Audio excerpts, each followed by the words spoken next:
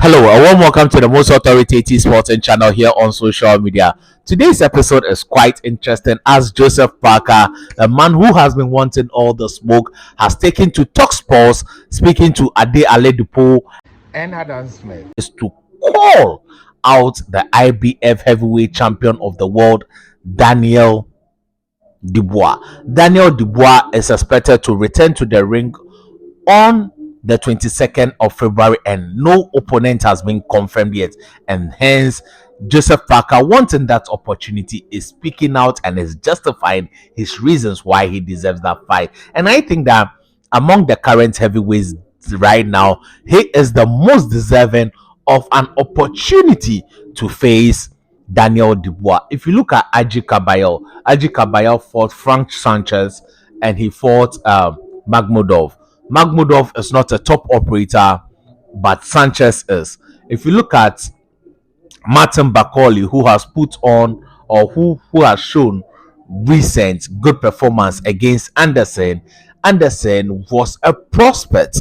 But if you look at Joseph Parker beat an Olympic silver medalist in the person, an Olympic bronze medalist in the person of Zhili Zhang, who was also on his way up and has fought his way into mandatory position and become a secondary champion with the WBO. Joseph Parker managed to beat him. He overcame adversity, knockdowns in their fight, and rally the win.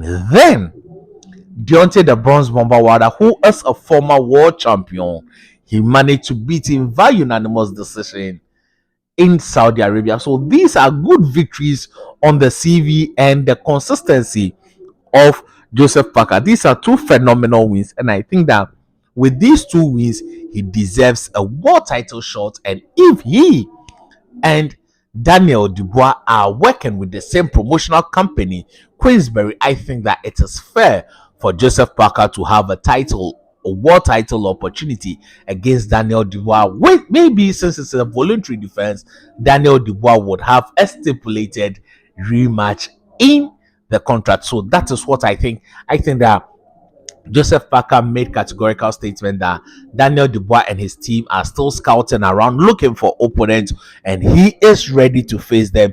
He has scheduled his camp and he is ready to go. He also stated one thing: he is working on his power.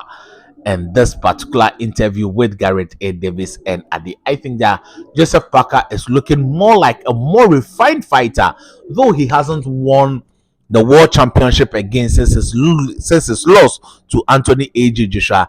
The current Joseph Parker is better than the one that fought Andy Ruiz Jr.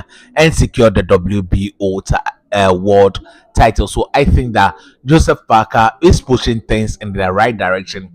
His management team must keep pressuring, do the numbers with regards to finances in order for them to see that this fight is prudent, and they might even be able to sell it to His Excellency Turki Al Sheikh. And I think that if they sell the greatness or the goodness of the fight to His Excellency Turki Al Sheikh, I think that the big man would endorse that particular fight, and that will help to the growth of boxing in the long run. So I think that this is a spectacular time for both pugilists. They are all on the ascendancy, and there is no better time for them to face each other.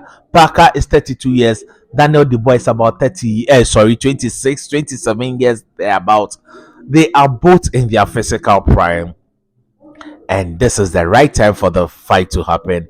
And I think that when that fight happens, I would be tipping Joseph Parker to emerge victorious over Daniel Dubois, because Daniel Dubois himself has already turned down a fight with Joseph Parker, which was rumored that Joseph Parker would be a difficult opponent, and I don't see them taking this particular fight. I see them going for Fabio Wardley. But if Daniel Dubois would want to be regarded as the best among the young guys in this generation after Tyson Fury, Alexander Usyk, Anthony A.J. Joshua, Deontay the Bronze Bomber Wilder, the fight that would begin to cement that status is a Joseph Parker fight. And if he emerges victorious, he would be regarded as the best among the young lads. But let's see what Team Dubois decides, but I'm betting you they would be going for Fabio Wardley, but Joseph Parker would be the best choice for his legacy. Thank you for watching. Stay positive. Your greatness has no limit.